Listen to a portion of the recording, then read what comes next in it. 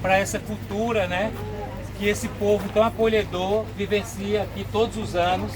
E aí eu gostaria que ele fizesse uma pequena explanação, se apresentasse, dissesse o seu papel aqui no município. Fique à vontade, mestre. Bom dia a todos. Bom dia. Eu me chamo Vandevan. Eu chamo José Vandevan, mas é Vandevan que o povo conhece do Poço. Sou das raízes do Poço.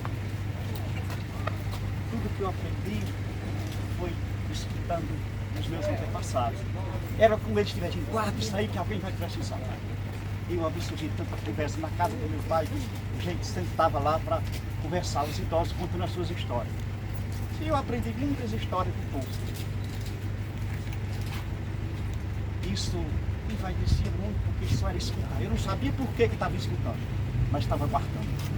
Um momento especial, como hoje, para vivenciar a nossa história, resgatar. Então vocês sejam todos bem-vindos ao Poço José de Moura, ao Poço do Conhecimento, Poço do Mistério, Poço das Histórias. É esse poço que nós vamos apresentar para vocês, que nos traz muita alegria mostrar a nossa história para vocês. Hoje, começando pela história do vaqueiro. Quase 200 anos atrás,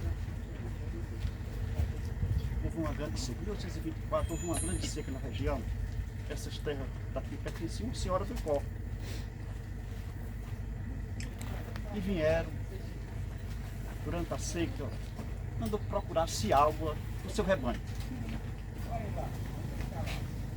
E ele veio e achou água aqui às margens do Rio do Peixe. Mas vieram logo aqui, nesse local? Não. Eles vieram aqui a 200 metros, uma fazenda chamada Rio do Peixe. O vaqueiro veio para uma casa lá, trouxe toda a comitiva, escravo e tudo para com o rebanho. Quando a dona morreu,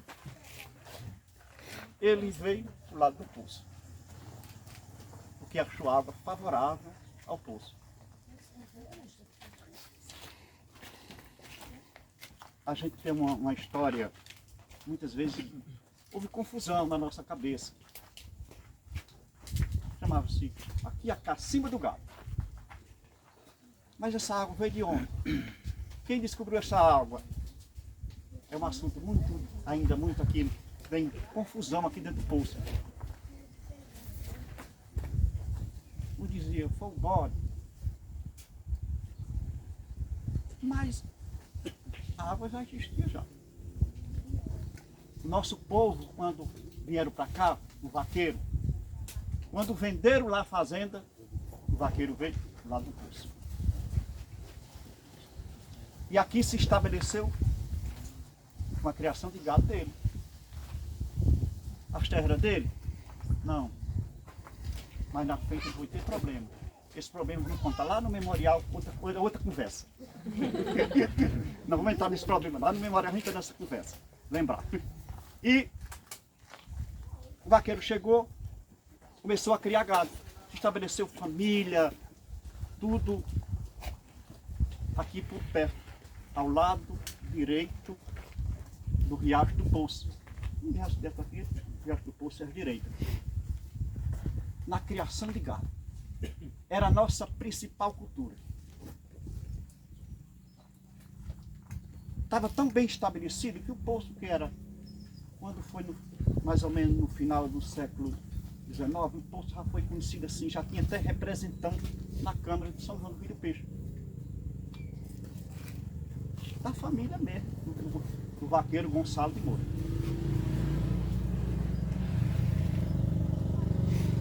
O governo da Paraíba mandou fazer um levantamento das pessoas que tinha na época, no final desse século XIX, que eram as pessoas que tinham acima de 200 mil réis. Estava um patamar bem elevado. 3 netos do vaqueiro estavam nesse patamar, está escrito no livro de Rogério Galvão, São João do Rio do Peixe. Então a vila estava o quê? Bem, ó, a fazenda Poço já estava bem organizada.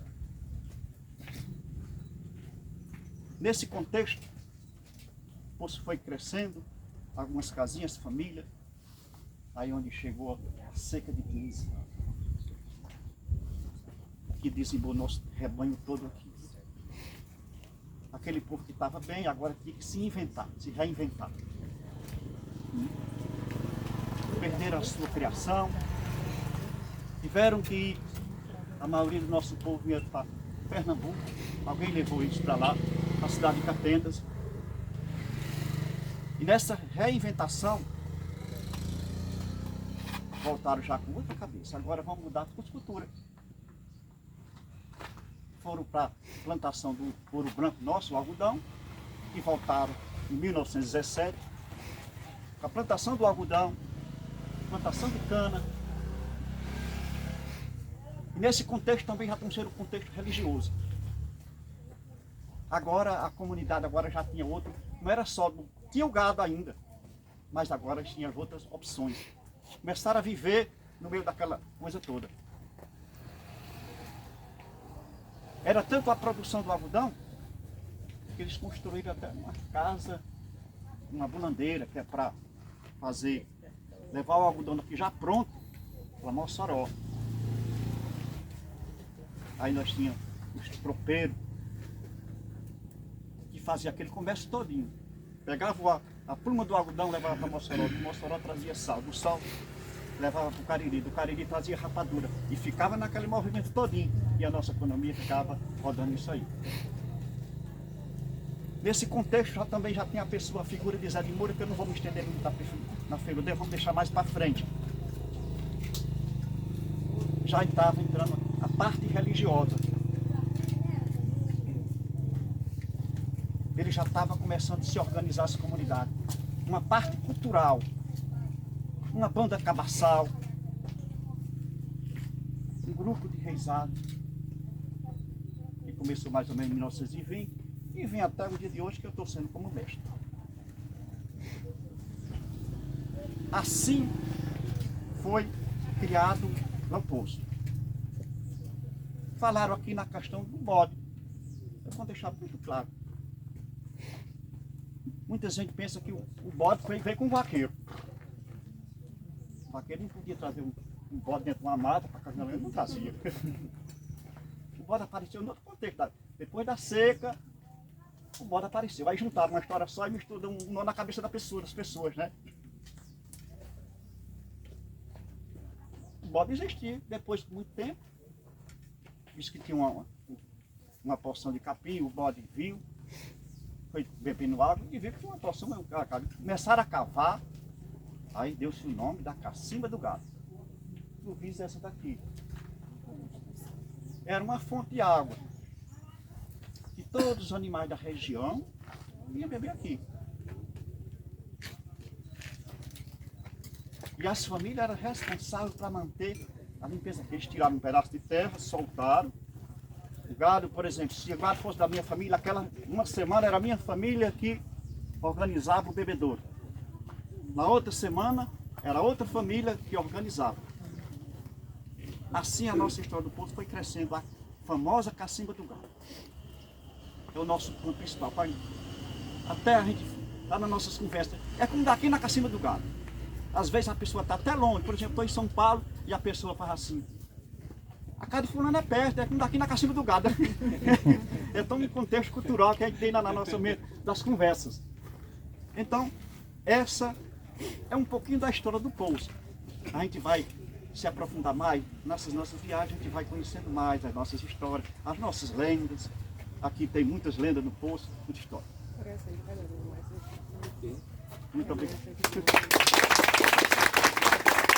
Alguma pergunta que fazer?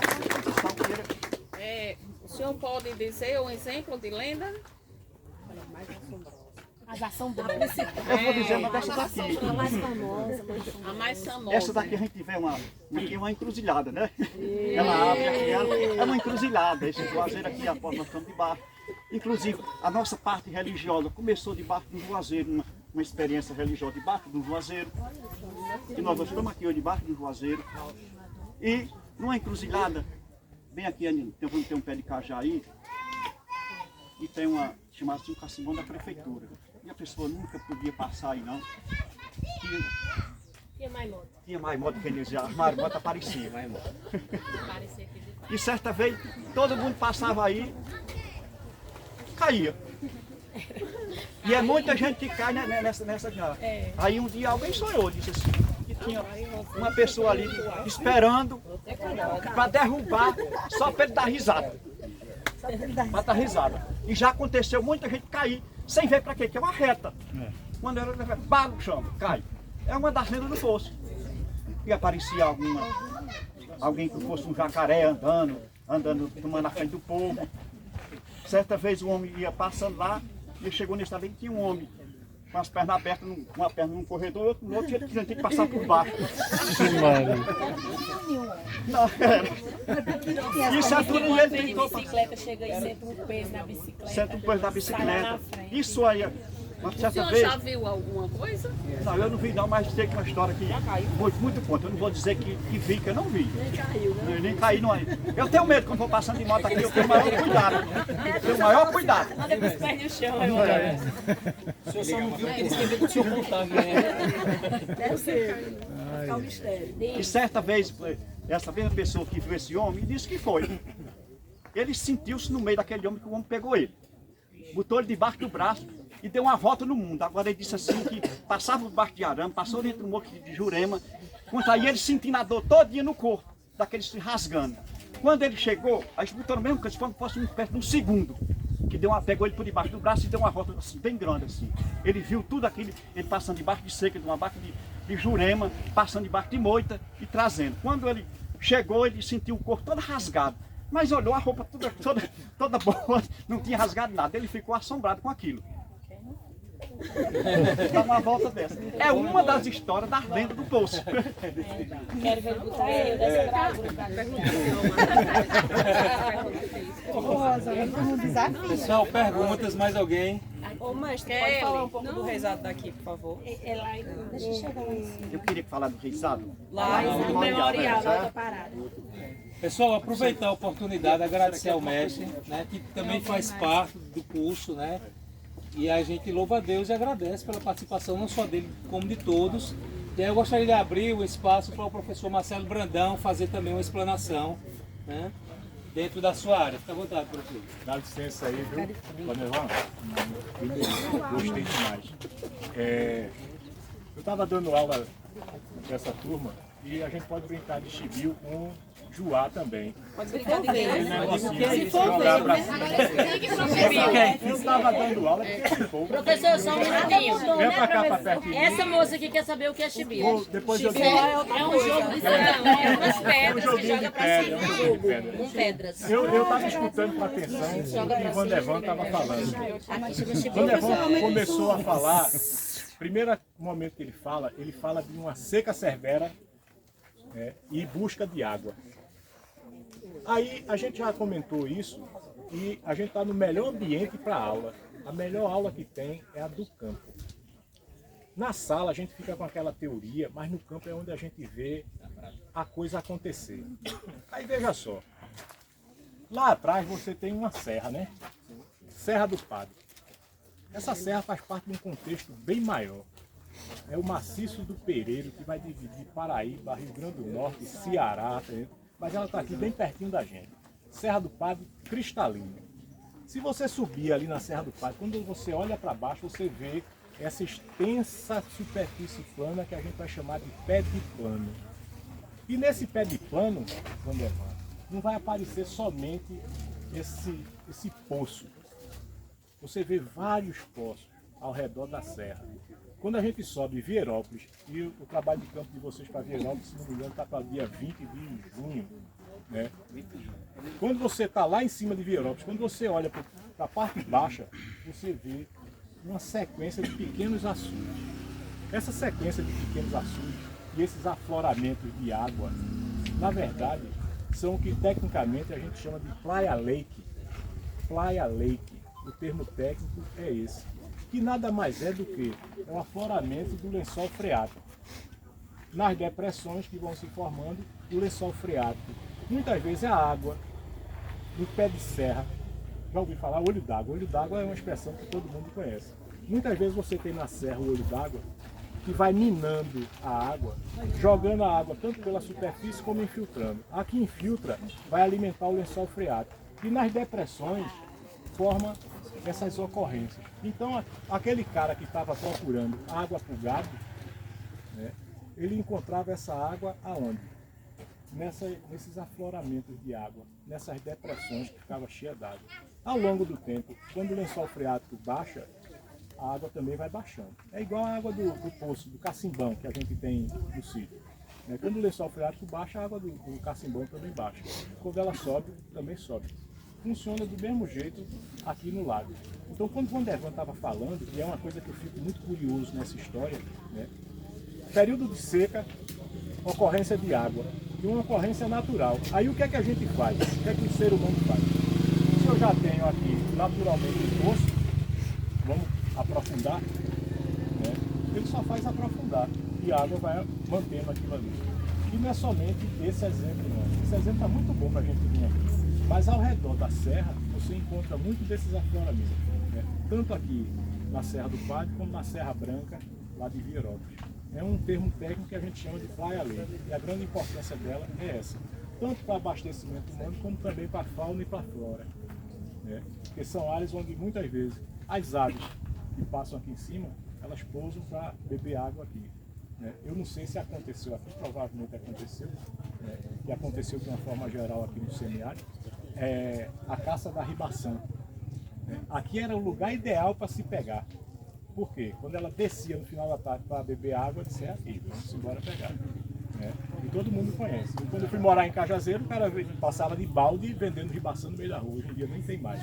E se for pego, é 5 mil por unidade. Viu? Eu gosto logo de dizer. Porque teve um caba no Rio Grande do Norte que foi preso com 2.500 ribações dentro do carro. Multiplique 2.500 com 5 mil, esse cara está devendo mais de R$1 milhão. Estava tudo mortinho. Já tratado. Pessoal, bom dia. Bom dia. Prazer estar revendo vocês. Quando o professor Marcelo falou dessa prática, né, a turma olhou para mim e disse, olha, professora, do que a gente estava discutindo na aula. Infelizmente, até a gente fez uma reflexão sobre isso, embora era turismo científico, mas tem tudo a ver, porque dialoga com isso e a gente precisa fazer um estudo profundo. Ainda existe essa prática aqui na região. E a gente entende, pessoal, que a ribação não vai matar a fome de ninguém, porque já tem outros recursos, outros alimentos, né, já favoráveis para a subsistência humana, né, para a alimentação. Então, virou mais uma prática de esporte mesmo, esportiva, do que matar a fome, como era antigamente.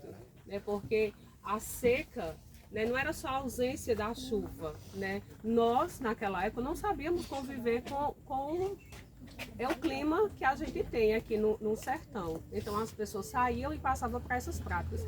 Mas hoje, é só uma reflexão com vocês, não há necessidade mais disso. Inclusive, eu dei até sugestões como vocês podem combater a partir de reflexões, de campanhas, essas práticas. Certo? Era só isso dele, professor, porque todo mundo olhou nisso que a gente estava discutindo. Uma vez eu levei para a casa de um conhecido meu em Santa Helena, levei um bocado de codorna, né? Aí a gente preparou as codornas lá, bem temperadinha, sequinha. Aí disse, a codorna é gostosa, mas a ribação é mais ainda. Aí eu não posso fazer nada. Você não já levei a codorna para salvar a ribação. A professora quase infarta quando a gente comentou que dá para se matar 80, 90 ribação. Não quero saber não, você está me devendo as bolinhas que quando vocês comerem não guardaram. Eu tô devendo, eu vou pagar. O que, mestre? Tem uma fala aqui ainda do professor 80, 90 ribação de um tiro. Pessoal, é um prazer para nós de Poço, como eu já falei lá na pisada, mas eu também falo nesse momento em poder receber vocês e fazer com que nossa história de Poço seja disseminada. Então, vocês estão percebendo que a gente está passando por uma reforma no nosso Marco Zero, né? Onde tudo iniciou Poço José de Moura. E a gente ainda faz esse convite para vocês, para que a próximos meses vocês possam vir também para conhecer nosso Marco Zero todo transformado. Isso é uma preocupação da gestão municipal. que está sempre preocupada com o desenvolvimento e acredita na transformação que a cultura faz na nossa sociedade, viu? Então era só um ressalvo que eu queria fazer, juntando as palavras de Vandevan, do professor e da professora. E aí, para a gente fechar esse momento, nós temos aqui o aluno Davi. Ele é poeta, aboiador, né? E aí ele vai contemplar um pouquinho dessa cultura, né, que nós temos aqui tão rica. Fica à vontade. Gente, se preparem que é... Bom dia, pessoal. Eu me chamo Davi Batista, sou poeta, cordelista, compositor e também aboiador. A vertente que a gente mais permeia é por meio do aboio. Ah, eu quero o aboio. O aboio nada mais é do que o campo de trabalho do vaqueiro. O aboio surgiu desde a colonização, quando os vaqueiros, para lidar com gado, naqueles campos abertos, campos vastos, que não tinham divisão por cerca, como a gente vê, por exemplo, lá naquela região do Pantanal, o berrante, aqui na nossa região, o tradicional era o aboio. Perdeu-se um pouco a essência com o decorrer do tempo, com o passar dos anos, como é natural, a gente sabe, mas ainda se mantém vivo em alguns pontos, em vários pontos do Nordeste. E a gente tem essa missão de levar o aboio, hoje principalmente nas festas de cavalgada que a gente participa a cada final de semana. Muitos aboiadores migraram para o mundo do forró, a gente também não fez essa migração completa, mas também permeia pelos caminhos do forró, mas mantendo sempre a tradição do aboio, da toada, que é a junção da poesia com o grito de trabalho do vaqueiro. E depois dessa brilhante fala do mestre Vandevan, do professor Marcelo e de Cássio, a gente vai complementar aqui, trazendo o aboio, que é o grito do vaqueiro, como já falei, e justamente por a nossa localidade ter sido descoberta por um vaqueiro. O vaqueiro veio com o seu rebanho. Provavelmente o rebanho era tocado, era tangido o gado através do aboio. Provavelmente não através da poesia, mas sim do grito em si, do aboio. E aí, posteriormente, veio a poesia junto ao aboio. Sou aqui do município, sou nascido e criado aqui na zona rural do município, a 3 quilômetros daqui. E a gente leva o nome da nossa cidade e a cultura do vaqueiro e do aboio aonde a gente vai. E vamos lá. Em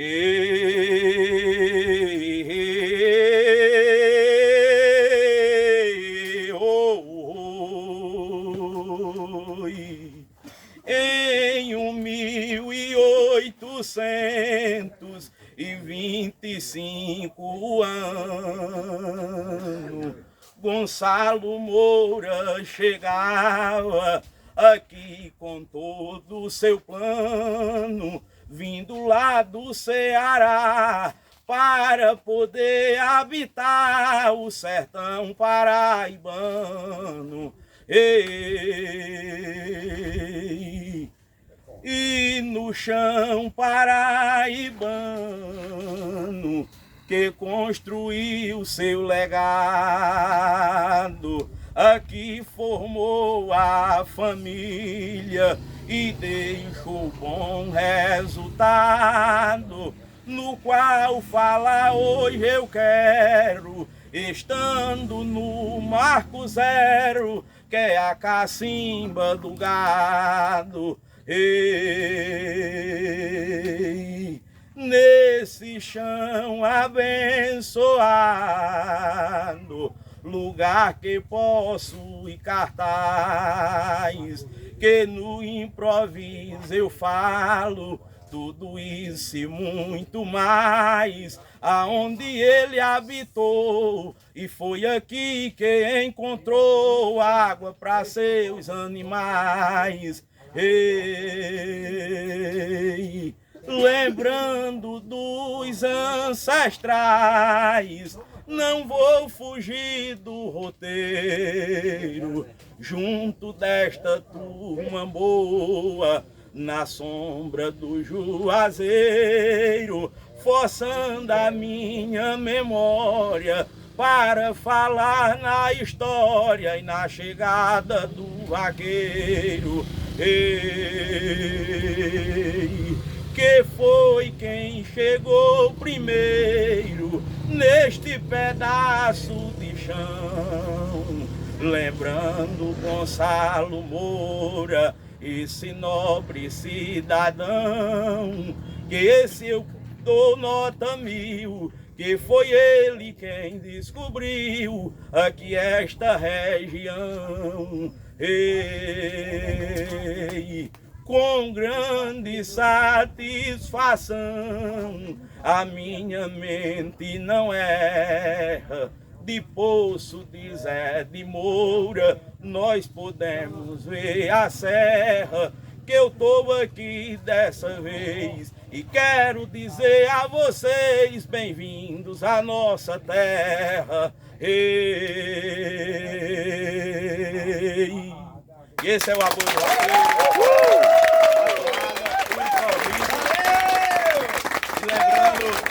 lembrando que tudo é feito com improviso, tudo é feito na hora, a gente não tem nada preparado. Até o professor Eliab me perguntou, você preparou uma poesia para cá? Eu digo, não.